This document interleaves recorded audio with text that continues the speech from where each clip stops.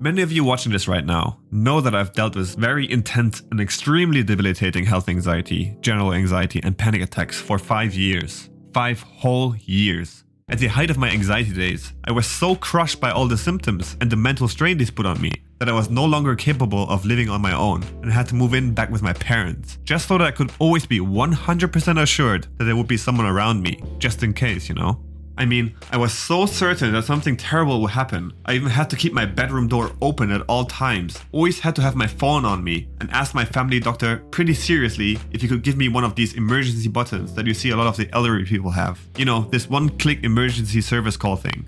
In general, I felt like this completely hopeless and fragile human being that had some kind of severe illness that for some odd reason no doctor could figure out. It didn't matter how often I heard the "you are fine" or how many tests and scans came back all clear. I knew that something was seriously wrong. The people in my life never really got what I was going through and seemed to come up with the most well-intentioned, but I must say, horrible phrases that didn't really help at all. And still, I used every chance I could get to ask my family and friends if they have experienced this or that sensation before. Seeked reassurance by asking if they can actually see my left face drooping, or if they could see my heart pounding, all that kind of stuff. It was just an endless cycle and I was completely consumed by my anxiety and most of all my physical symptoms. I neglected every aspect of my life and used every moment that I had to search for an answer to why I was experiencing all these scary as hell symptoms. The soul-crushing fatigue and the immense and overwhelming stress. All day, every day, I was glued to my PC, researching for any hidden clues and diseases that could manifest itself with the symptoms that I had. And the thing is, of course, I always found something that seemed to be a perfect match. That is how I ended up going to countless doctor visits and to visiting dozens of specialists in all kinds of medical fields. If I were living in the States back then, I would have probably gone bankrupt during that time. But seriously though, I put in so many hours researching medical sites, articles and forums, and even buying books. I started going to the doctors, actually telling them what to do, what tests to run, because I was of the opinion that they had no clue what they were doing. That's how far it got. If at some point I started believing the doctors and ruled out one of the illnesses, well, I jumped right to the next one, which had very similar symptoms. After all, I was so knowledgeable in this stuff, I would always have a very plausible explanation for all of this. And thus, this whole odyssey of research and then checkups started all over again. This is exactly how I managed to diagnose myself with all sorts of diseases in all kinds of body parts. It's crazy. I'm sure that many of you who are watching this right now can relate to a lot of my story, and I hope that hearing it will help you believe that anxiety can actually be this severe and really have this much of an impact on your life. But after now fully recovering from anxiety, and this is the important part, I now know that my approach to this was just completely wrong, or better said, not ideal. Because the fact that anxiety could actually be causing all these symptoms was always in the back of my mind.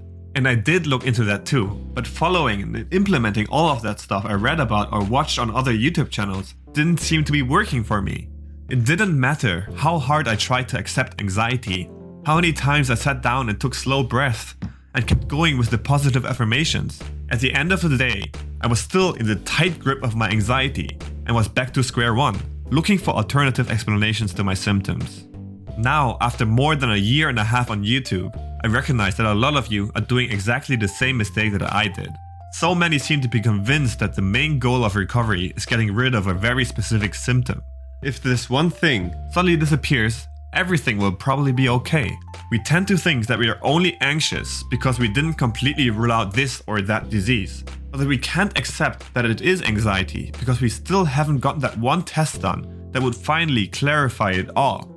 The thing is, most of us were at exactly this stage numerous times already. We did manage to rule out everything. We did have these moments at which we accepted that it is probably just anxiety, but then out of nowhere our body comes up with a slightly different symptom. And boom, we are at the very beginning of this endless cycle again. What I'm trying to say is that even if there were some kind of magical thing that would make a symptom go away, which by the way I don't believe exists, we will always end up right back at where we started from, just in a slightly different form. And this is just an anxiety fact. A stressed out mind will always find something new and negative to cling on.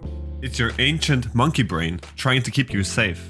Just understand that back in the days, being this stressed out as we with anxiety are, meant that we are in some serious danger. However, now that we don't actually face any imminent danger, but our brain still insists that we are, well, we project that danger to the next best thing. In this case, it is our body and all the weird things that happen to it when under tremendous stress. And trust me on this one, there is no medical test or reassurance strong enough to calm your stress levels to a level at which your monkey brain is off and your rational brain back on. To get into this hyper-stressed state took time, plus it was continuously fueled by your health worries, and that is why it would take a lot more to get them back down to normal levels. So that is why, if someone asks me, how did you treat XX symptom?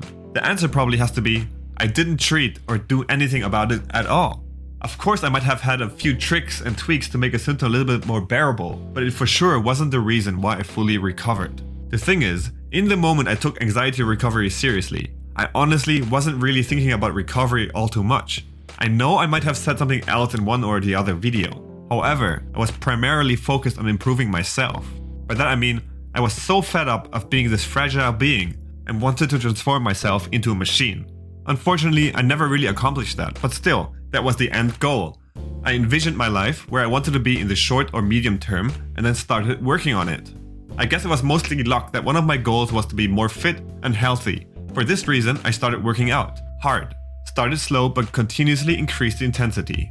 Not going to lie here, I felt worse at first. The soreness especially led to sometimes pretty bad anxiety, but I still continued to work on my mission. After a few weeks, I recognized that I could string along an hour or two without panic or even thinking about anxiety. Then I gained the superpower of being able to somehow magically talk myself out of a panic attack, and that pretty fast. At some point, I didn't get any panic at all, but was more in an overall anxious state. Nevertheless, I gained the ability to think rationally about my situation. It was like this acceptance thing that everyone was talking about suddenly became a real and doable task for me. I managed to face my symptoms without them fueling a panic attack. I am convinced, no, I know that I only got to this stage because I made working out and eating healthy a big part of my life and incorporated it into every day. This led to a slow decrease of my stress levels, which gave my rational brain a chance to even start speaking up. From that moment on, this whole recovery journey came into rolling, and I found this drive to improve in all aspects of my life. Cutting out toxic people, building up a company, learning something new every day, and all that kind of stuff. These all had one thing in common. They made me more confident, made me the person I wanted to be, and someone I started to appreciate and love. If there's just one thing that I want to pass along in this video, it would be that you have to stop thinking that the symptom is your anxiety root. It definitely is not. And going that way is tackling anxiety from the wrong angle. What ultimately is the key to recovery is becoming this confident and this somewhat proud individual. You will only get there if you start focusing on the right things. And trust me, I know it sounds ridiculous sometimes, but a strong physical workout routine every day is probably the best stepping stone to recovery for most of you watching this right now. I'm not saying that exercise and muscle relaxation is recovery. No, it just lies the foundation for you to see and tackle other areas of your life because it reduces stress very effectively. Thanks for watching everyone, and if you're new here and want to see more anxiety related content just like this one, consider subscribing.